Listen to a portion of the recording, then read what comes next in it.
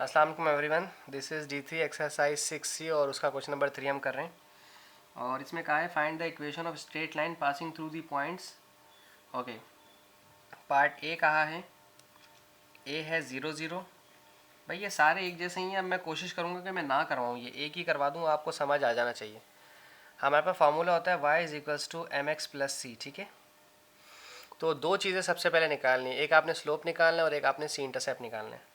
Slope का formula आप जानते हैं कि y2 माइनस y1 होता है, लेकिन हम y2 y1 रखते नहीं हैं, हम जो है कोऑर्डिनेट्स रखते हैं y ऑफ b और y ऑफ x, b और y ऑफ 1। अच्छा, अब -1 -0, -1 -0 और 1 -0, 1 -0 ये हो गया -1/1, तो सिर्फ -1 ही लिख देते हैं, ठीक है। ये आ गया स्लोप।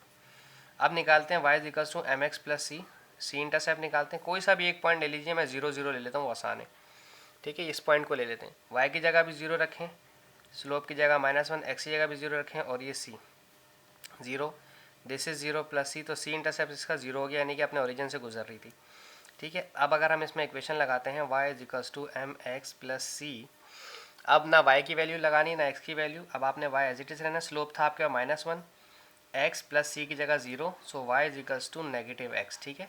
ये आपकी इक्वेशन थी।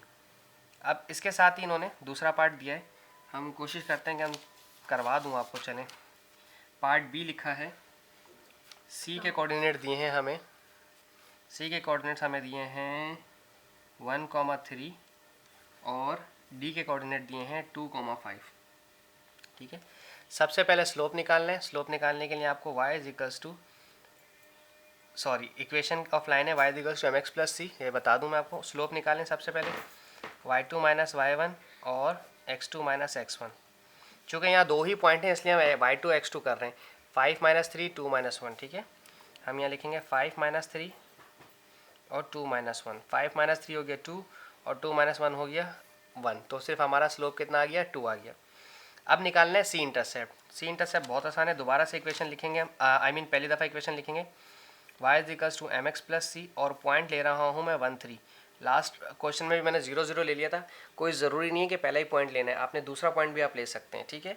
अच्छा, y की जगह 3 रखना है, स्लोप की जगह 2 जो अभी निकाला है, और x की जगह 1, और सी इंटरसेप्ट निकल आएगा। दिस इज 3, 2 1 ज़ा 2 प्लस सी, ये 2 पॉजिटिव है, वहाँ जाकर नेगेटिव करेगा।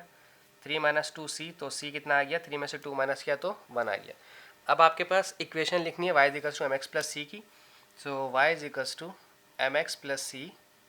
स्लोप हमारा था 2, x की जगह x और c की जगह 1 रखा, so y is equals to 2x plus 1, हमारी इक्वेशन ऑफ लाइन ये भी बन गई। अच्छा, अब इसके बाद क्या है, इसके बाद है पार्ट डी, सी पार्ट। भाई सारे आसान ही, मैं कोशिश कर रहा हूँ ना बनाऊँ ना, लेकिन फिर भी 2-3 तो बना दूँ ताकि आसानी हो जाए आपको, ठीक है। ई दिया है 2 4 और एफ दिया है -2 3। स्लोप निकालना है, पहले y2 minus y1, x2 minus x1, ठीक है।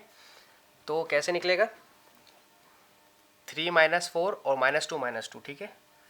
3 माइनस 4 और -2 -2, 3 में से 4 गया तो -1, और माइनस माइनस प्लस हो गया, 2 + 2 -4 हो गया, और माइनस माइनस से कट गया, तो स्लोप आपका आ गया 1/4। अब आपने निकालना है सी इंटरसेप्ट।